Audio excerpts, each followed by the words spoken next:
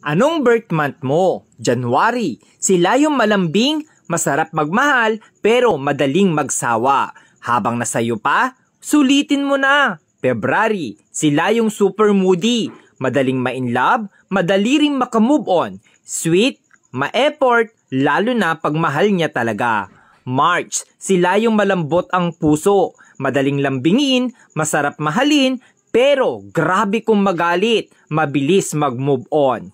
April, sila yung grabe magmahal, todo bigay, todo effort, tahimik pero mainitin ang ulo. Mahilig tumingin sa iba pero ikaw lang mahal niya. May, madaling mainis pero mabilis pasayahin. Maliit na effort mo, natutuwa na. Palaging may love life pero palaging niloloko.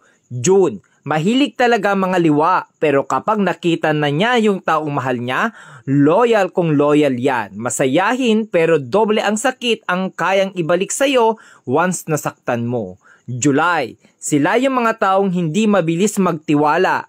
Handang masaktan, mapasaya ka lang. Slowly, iyakin, emotional, mahilig magtampo. August, joker, abnormal, pero may tinatagong problema. Masarap kasama, masayahin, hindi showy, sakto lang magmahal. September, stick to one, loyal pero madalas lokohin kaya matigas ang puso. Masarap maglambing, mabait pero demonyo magalit. October, pag pinakita mong sa kanya ka lang at sayo lang din siya, pero pag niloko mo, mas maloko yan sayo. Mapang-asar pero siya yung napipikon.